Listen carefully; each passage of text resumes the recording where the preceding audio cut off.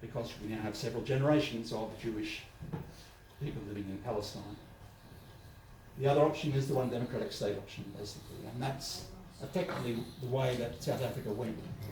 What it meant was they put to one side the questions of land and economic inequality to establish a democratic state and then pursue the economic justice and the questions of land after that, basically. So these are what I believe, if it is widely understood that the two-state solution does not exist anymore, the options that remain, and there has to be some agreement decided by Palestinian people on which path to take. And it's important that there is a shared strategy. The main argument of my book generally is that there's not going to be any definitive defeat of the current series of wars. There are at least 8 wars in the Middle East region at the moment, at the heart of which is the 70-year-long war in Palestine.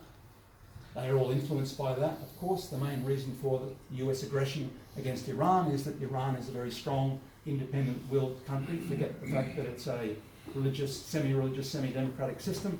The fact is it's got independent political will and supporting the resistance in Palestine. And the great fear of the Israelis and US is that there's going to be this Iranian land bridge. They call it Iranian land bridge, which would in reality be a wonderful thing for the region, you know, the transport communication corridor between Tehran and Beirut, linking up, integrating the region, enabling a backward economically region to develop and livelihoods to improve significantly.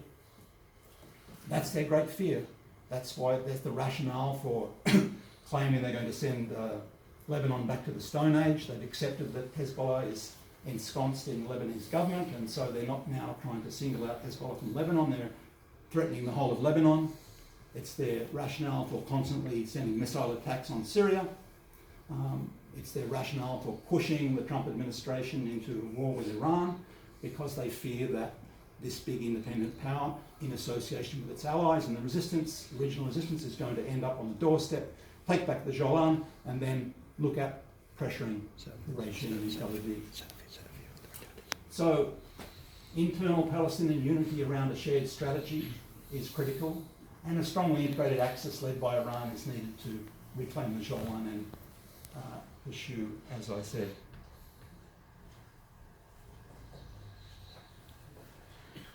Just to end with, there's some trends we can see that I think reinforce my idea that the future of Palestine is hopeful.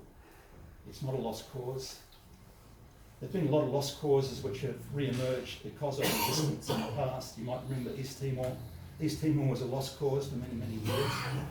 When there was a crisis, a democratic crisis in Indonesia, there was an opportunity for East Timor to gain its independence, precisely because the resistance had not died. The resistance stayed alive and saw the opportunity at the right time.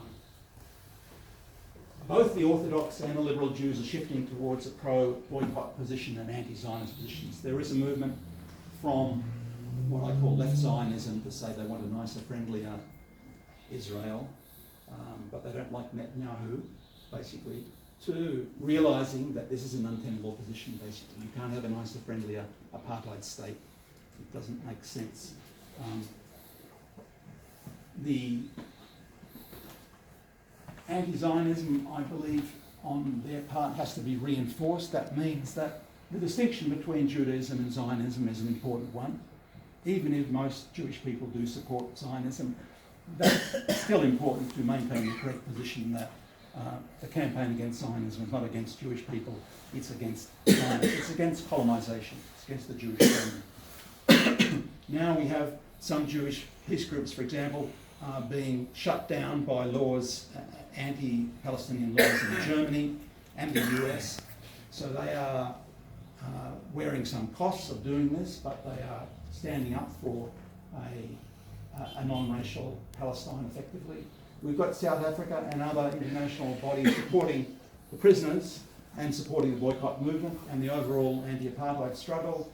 And the regional allies under attack have been slowly but gradually prevailing.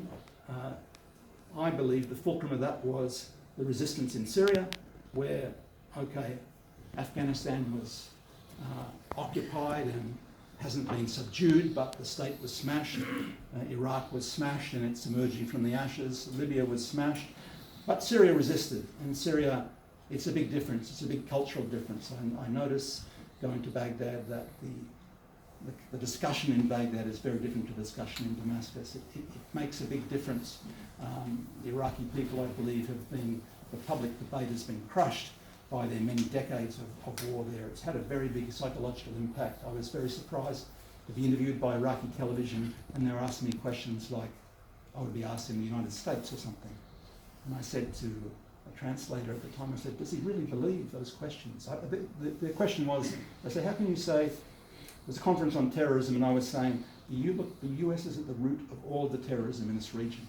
They have got their regional allies to support Daesh, to support Jabhat al-Nusra, to support all these other groups. And so no Iraqi speaker was saying that, but they liked the fact that I was saying it. They were sort of giggling and smiling when I was giving my presentation. And so the TV presenter said, how can you say that the US is behind terrorism in the region when reputable sources like the New York Times and the Washington Post say this and this and this? So I answered him as if I would answer a North American interviewer, but I said to the translator, does he really believe that? This was Biladi television station in Iraq. And he said, well, every 10-year-old kid on the street knows what's going on, basically. But the public debate has been transformed, you know? It's the elephant in the room in Iraq. It's become a different thing. In Damascus, it's entirely different. In Damascus, because they resisted that war for so long. So I believe the unity amongst Palestinian people, a decision on the strategy that fits the time is very important. It has to be decided by Palestinian people, the people that are going to wear the costs of that strategy, and the unity with the allies of the resistance against imperialism, against colonialism, against Zionism is critical to ending all the wars in the region. That's what I have to say, folks, and I'll welcome your questions. Thanks very much for your patience.